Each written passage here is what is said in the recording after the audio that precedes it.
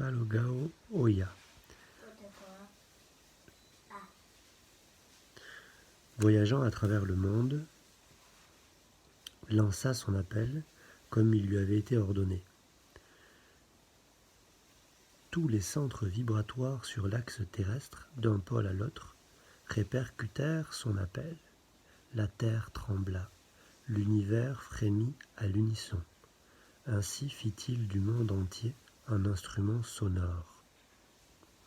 Et du son, un instrument pour porter des messages, proclamant la louange au Créateur du tout. Le corps vivant de l'homme et le corps vivant de la terre furent édifiés pareillement. Chacun est traversé par un axe, l'axe de l'homme étant l'épine dorsale, la colonne vertébrale, qui contrôle l'équilibre de ses mouvements et de ses fonctions. Sur cet axe, plusieurs centres vibratoires retentissaient du son primordial de la vie à travers l'univers ou émettaient un avertissement quand survenait un ennui. Chez l'être humain, le premier était situé au sommet de la tête, là, à la naissance, était l'endroit mou, Kopavi. La porte ouverte par laquelle il recevait sa vie et communiquait avec son Créateur. Juste au-dessous siégeait le second centre, qui permettait à l'homme de réfléchir sur ses actions et d'œuvrer sur cette terre. Mais plus il comprenait que son labeur et ses actes devaient se conformer au plan du Créateur, plus il saisissait que le vrai travail était mené à bien le plan de la création. Le troisième centre était dans la gorge. Ce son primordial, tout comme celui venu des centres vibratoires du corps de la Terre, était harmonisé à la vibration universelle de toute la création. Des sons nouveaux et variés étaient émis par ces organes vocaux sous forme de paroles et de chants, fonction secondaire pour l'homme ici-bas. Mais quand il eut compris sa fonction première, il utilisa ce centre pour parler et chanter les louanges du Créateur. Le quatrième centre était le cœur. Lui aussi était un organe vibrant, battant au rythme de la vie même. Dans son cœur, l'homme éprouvait le bienfait de la vie.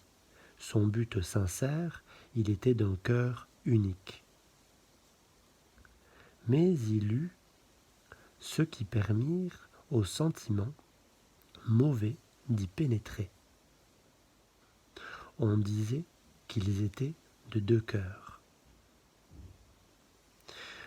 Le dernier des centres importants de l'homme était situé sous le nombril.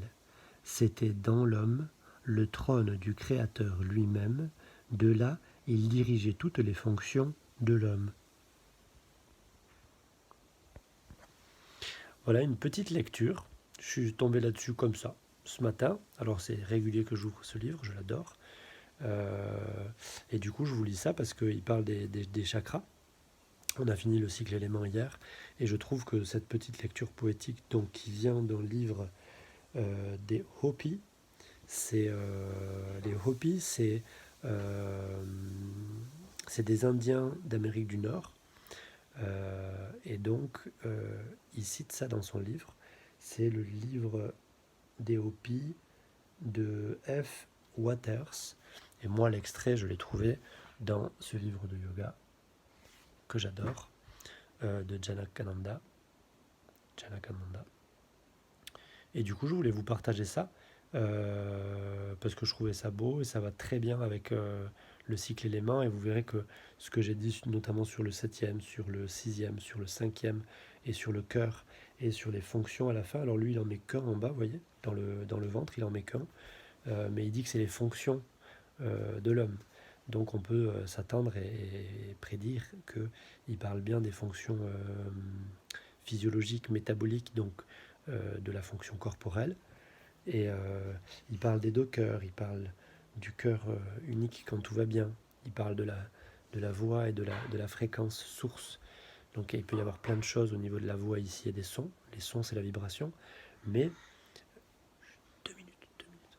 Mais, c'est mon fils qui m'appelle. Il y a une fréquence source. Donc la fréquence source, eux, les Indiens Hopi, ils parlent du créateur. Donc ça, on l'a expliqué largement hier et avant-hier dans la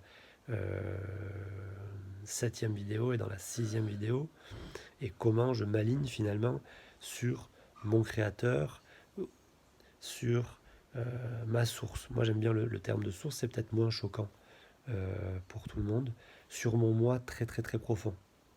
Voilà. Et vous voyez la très grande part, je parlais de l'utilisation du mot intellect chez les mystiques chrétiens des premiers temps, chez les pères de désert. Ils avaient une très très très haute image de ce qu'était l'intellect. Donc là aussi, chez les Indiens Hopi, on voit que le 6e chakra, l'intellect, on peut le voir avec un grand I, puisqu'ils disent bien que c'est toute l'intelligence de l'homme qui comprend qu'il va mettre au service de son créateur cette intelligence, et que le rôle premier de cette intelligence, de cet intellect, pardon, c'est d'exprimer ce créateur, donc cette source, ce moi très très très profond. Bonne journée.